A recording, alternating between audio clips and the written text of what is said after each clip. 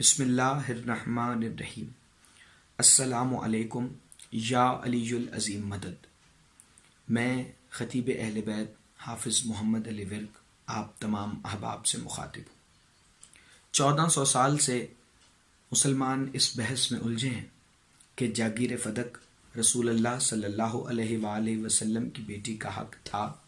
یا نہیں۔ مسلمانوں میں دو طبقے ہیں۔ ایک طبقہ یہ کامل ایمان رکھتا ہے کہ رسول اللہ کی بیٹی جناب سیدہ فاطمۃ الزہرا سلام اللہ علیہا صدیقۃ الکبریٰ ہیں اور بعد از رسول اللہ ان کو ان کے حق سے محروم رکھا گیا، جبکہ ایک طبقے کا یہ ماننا ہے کہ خلیفہ وقت اور حاکم وقت حق پر تھے، کیونکہ انہوں نے رسول اللہ کی بیٹی کو اس لیے جاگیر فدق نہیں دی، اس لیے رسول اللہ کی وراثت میں سے حصہ نہیں دیا کیونکہ ان کا یہ عقیدہ تھا کہ انبیاء کا کوئی وارث نہیں ہوتا، اور اس کے لیے انہوں نے ایک حدیث پیش کی کہ رسول اللہ کے مطابق ہم انبیاء کوئی وارث نہیں رکھتے، ہمارا کوئی ورثہ نہیں ہوتا، ہم جو چھوڑتے ہیں وہ صدقہ ہوتا ہے۔ اسی دوسرے طبقے سے تعلق رکھنے والے ایک صاحب کی تقریر سوشل میڈیا کی زینت بنی ہوئی ہے، جس میں وہ یہ کہتے نظر آتے ہیں کہ رسول اللہ کی بیٹی کو اس لیے حق نہیں دیا گیا کیونکہ پہلے دو خلفاء کی بیٹیاں بھی رسول اللہ کے عقد میں تھیں، جب ان کو رسول اللہ کی میراث میں سے حصہ نہیں ملا تو جناب سیدہ کو بھی رسول اللہ کی میراث میں سے حصہ نہیں ملنا چاہیے تھا، اور جناب سیدہ کو حق نہ دے کر خلفاء نے عدل کے تقاضوں کو پورا کیا۔ یہ پڑھ لینا چاہیے تھا کہ حضور علیہ السلام کے نکاح میں حضرت ابو بکر صدیق کی بیٹی حضرت عائشہ صدیقہ بھی ہیں، اور قرآن مجید کا یہ فیصلہ ہے جب بیوی سے اولاد نہ ہو تو خاوند کی جائیداد سے، پراپرٹی سے بیوی کو چوتھا حصہ دیا جاتا ہے۔ حضرت عمر فاروق رضی اللہ تعالیٰ عنہ کی بیٹی حضرت حفصہ حضور علیہ السلام کے نکاح میں ہے اور ان سے حضرت علیہ السلام کی اولاد نہیں ہے۔ قرآن مجید کا یہ فیصلہ ہے کہ اگر بیوی سے اولاد نہ ہو تو خاوند کی پراپرٹی سے بیوی کو چوتھا حصہ دیا جائے گا۔ اگر تو حضرت ابو بکر صدیق رضی اللہ تعالیٰ عنہ نے حضرت فاطمہ کو حصہ نہیں دیا لیکن اپنی بیٹی عائشہ کو چوتھا حصہ دے دیا۔ حضرت عمر فاروق رضی اللہ تعالیٰ عنہ نے نبی کی بیٹی کو حصہ نہیں دیا لیکن اپنی بیٹی حفصہ کو چوتھا حصہ دے دیا، پھر تو انہوں نے عدل کے تقاضے پورے نہیں کیے۔ لیکن اگر انہوں نے نبی کی بیٹی کو بھی حصہ نہیں دیا، اپنی بیٹیوں کو بھی چوتھا حصہ نہیں دیا، تو اس کا مطلب ہے کہ ان کے پیش نظر حضور علیہ السلام کا وہ فرمان تھا کہ انبیاء کی میراث دراہم اور دنانیر نہیں، انبیاء کی میراث علم ہوتا ہے۔ چلیے، دیر آئے درست آئے۔ آپ کم از کم یہ مان تو گئے کہ جناب سیدہ حق لینے گئی تھی، حق کا دعویٰ کرنے گئی تھی، آگے سے خلفاء نے اپنے عدل کے تقاضوں کو پورا کرتے ہوئے جناب سیدہ کو ان کا حق نہیں دیا۔ اب سب سے پہلے ایک نکتہ اپنے ذہن میں رکھیے گا کہ جناب سیدہ نے سب سے پہلے میراث کا دعویٰ نہیں کیا، جناب سیدہ نے ہبہ کا دعویٰ کیا، چونکہ جاگیر فدق رسول اللہ نے جناب سیدہ کو اپنی زندگی میں ہبہ کی تھی۔ ہبہ اگر آسان لفظوں میں کہوں تو جناب سیدہ کو بطور تحفہ رسول اللہ نے عطا کی تھی، کیونکہ جب سورہ بنی اسرائیل کی آیت نمبر 26 نازل ہوئی وَآتِ ذِی الْقُرْبَىٰ حَقَّهُ کہ اپنے قرابت داروں کو ان کا حق دو، تو تفاسیر اہل سنت اور اہل تشیع کے مطابق رسول اللہ نے جناب سیدہ کو بلوایا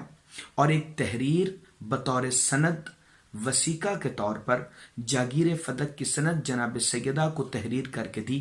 جس کا بعین ہی متن اہل سنت کی کتابوں میں بھی ملتا ہے، اور وہ اس طرح ہے کہ میں محمد ابن عبداللہ ابن عبد المطلب ابن ہاشم ابن عبد مناف، یہ جاگیر فدق کے جس کی حد معلوم ہے، اپنی بیٹی فاطمۃ الزہرا سلام اللہ علیہا کو ہبہ کر کے جا رہا ہوں، اور جو یہ حکم سننے کے بعد اس میں تبدیلی کرے تو اس کا گناہ اس کے سر ہوگا، بے شک اللہ سمیع و علیم ہے۔ میرے محترم سامعین، رسول اللہ نے جاگیر فدق ہبہ کی، جناب سیدہ رسول اللہ کی زندگی میں بھی جاگیر فدق کی آمدنی کو غرباء میں تقسیم کرتی رہی، مساکین میں تقسیم کرتی رہی، اور مولا علی اور جناب سیدہ جاگیر فدق کے متولی کے طور پر جاگیر فدق کے جو ہبہ نامہ رسول اللہ صلی اللہ علیہ وآلہ وسلم نے ان کو دیا تھا، اس کے وہ مالک بھی ہیں، اس کے وہ وارث بھی ہیں۔ اب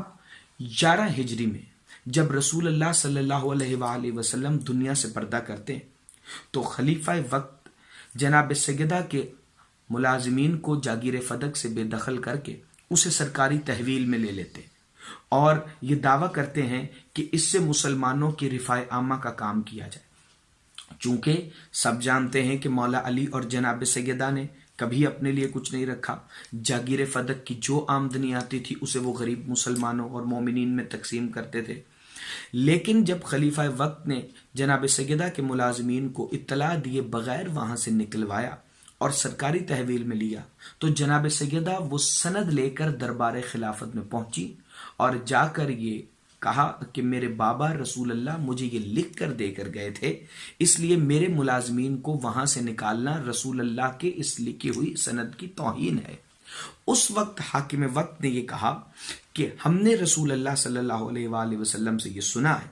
کہ انبیاء کی کوئی میراث نہیں ہوتی۔ تو جناب سیدہ نے کہا کہ اگر تم ہبہ نامے کو قبول نہیں کرتے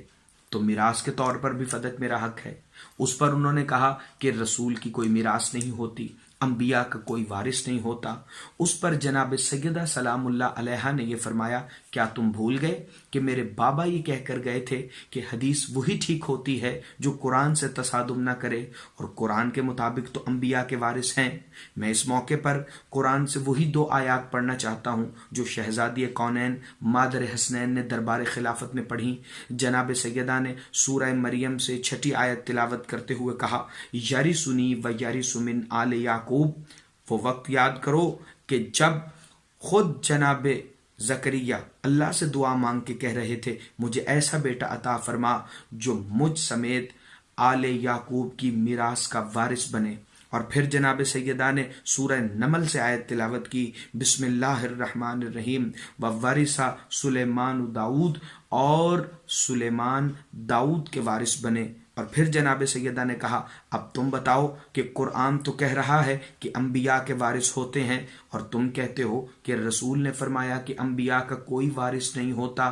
تو رسول اللہ کی بیٹی نے اس موقع پر یہ عظیم الشان جملہ ارشاد فرمایا کہ یہ حدیث جو خلیفہ وقت سنا رہا ہے وہ نہ تو رسول اللہ نے مسجد میں ارشاد فرمائی، نہ تو رسول اللہ نے گھر میں ارشاد فرمائی، جس کے بعد دربار خلافت میں مکمل سناٹا تھا اور کسی کے پاس رسول اللہ کی بیٹی کے دلائل کا کوئی جواب نہیں تھا۔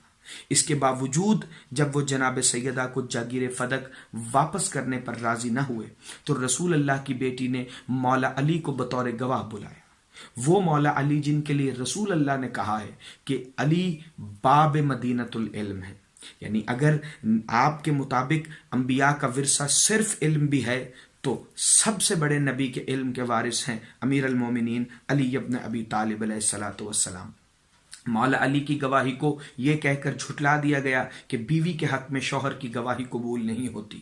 حالانکہ رسول اللہ کے دور میں کبھی ایسا نہیں ہوا کہ شوہر کی گواہی بیوی کے حق میں نہ مانی گئی ہو، یا اسلامی قانون کا بھی یہ حصہ نہیں کہ بیوی کے حق میں شوہر کی گواہی نہ مانی جائے۔ ہاں، پھر حسنین کریمین کو گواہ کے طور پر پیش کیا گیا تو ان کی گواہی کو یہ کہہ کر جھٹلا دیا گیا کہ بچوں کی گواہی ماں کے حق میں قبول نہیں ہوتی۔ جی میرے محترم سامعین، یہاں ایک مرتبہ پھر قرآن سے روگردانی کی گئی، چونکہ قرآن تو پکار کے کہہ رہا ہے کہ جناب عیسیٰ اپنی مادر گرامی جناب مریم کی گواہی دے کے کہہ رہے تھے، قال انی عبد اللہ آتانی الکتاب وجعلنی نبیا، کہ میں اللہ کا عبد ہوں، اس کی کتاب لے کے آیا ہوں، اس کا نبی ہوں۔ جناب مریم کی گواہی جناب عیسیٰ نے دی تو مولا حسن اور مولا حسین جناب سیدہ کے گواہ بن کے آئے تھے، انہیں جھٹلایا گیا۔ پھر جناب سیدہ نے یہ میراث کے معاملے پر اتمام حجت کرنے کے لیے جناب ام ایمن کو بلایا۔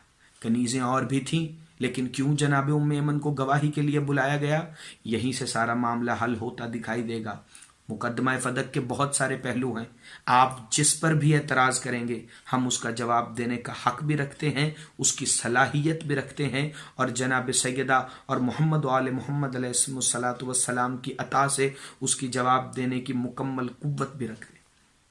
सामईन गिरामी कद्र, याद रखिए जनाब सैयदा ने जो ही जनाब उम्मे ऐमन को बुलाया तो एक दफ़ा दरबार खिलाफत में सन्नाटा छाया, चूँकि लोग समझ गए थे कि जनाब सैयदा क्या पैगाम देना चाह रही हैं। जनाब सैयदा ने जनाब उम्मे ऐमन की गवाही इसलिए दिलवाई चूँकि वो उनके परदादा सरकार अब्दुल मुत्तलिब की कनीज़ थी, फिर विरसे में उनके दादा जनाब अब्दुल्ला को मिली, फिर विरसे में उनके बाबा रसूल अल्लाह के पास आईं और रसूल अल्लाह ने बतौर मीरास वो कनीज़ जनाब उम्मे ऐमन